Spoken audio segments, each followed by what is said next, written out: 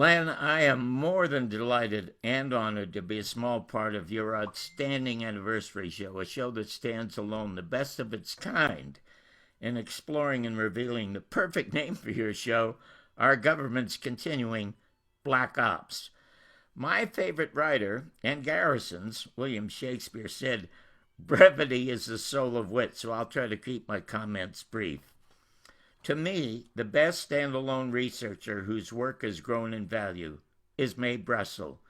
You, with your 50 Reasons for 50 Seasons or Years, are the only one who comes close, and your enormous contributions to our film, The American Media in the Second Assassination of President John F. Kennedy, helped make it the most important documentary ever made in America, a word-of-mouth only runaway hit on Amazon and iTunes, which brings me to Jim Garrison, the only lawman to investigate and solve the case, a cold case still at justice.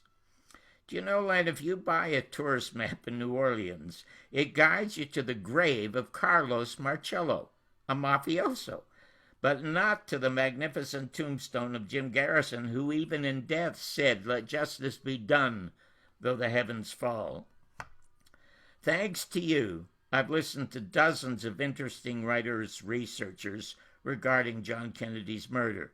But when they fail to direct people to Garrison's book or our film, to me, they fail as truth seekers, just booksellers, because all the facts they rightfully expose would all come about if instead of writing, they marched on the Justice Department to have that cold case opened. Which brings me to Bob Dylan and his historic song, which you brought to our attention. When I posted it in verse also. This is what I said. I'm reposting Murder Most Foul, Bob Dylan's so very troubling and truthful song, and like Dylan himself, I am posting it in rhyme, wondering why it took him so long. He knew when he saw the Zapruder film in the 70s that Lee Harvey Oswald did not blow off the president's head. So knowing that, like millions did, why was he silent, letting the truth, like JFK, lie there, dead? Jim Garrison, maligned and defamed, investigated Murder Most Foul. To him, the King's killers were known. If Dylan and other artists had sung or spoken out then, perhaps Garrison would not be standing alone. What a totally different country and world we'd have. What a constitutional joy and glory it would be. Of course, JFK would be gone, and happily so would be his killers, because final justice we might see. In Dylan's haunting lyrics, he says they killed JFK twice when he entered near the grassy knoll.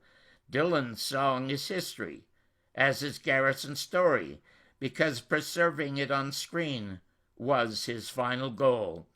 Bob Dylan's magnificent needed song, Garrison's heroic story, and JFK's Camelot will now live forever.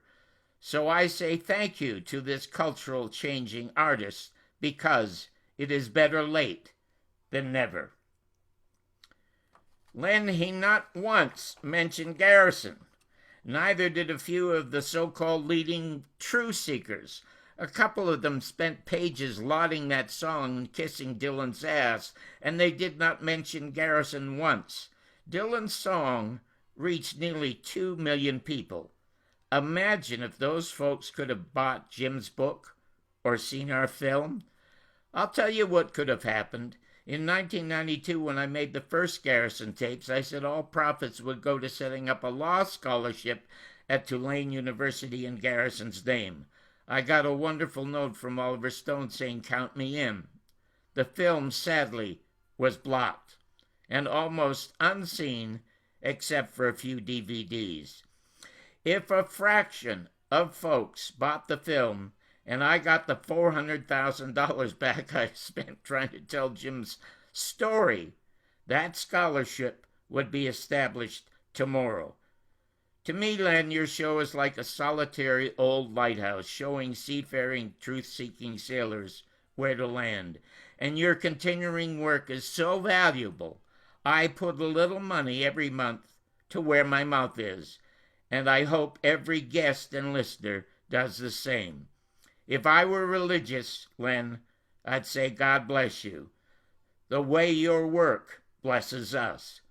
Good luck, and thank you.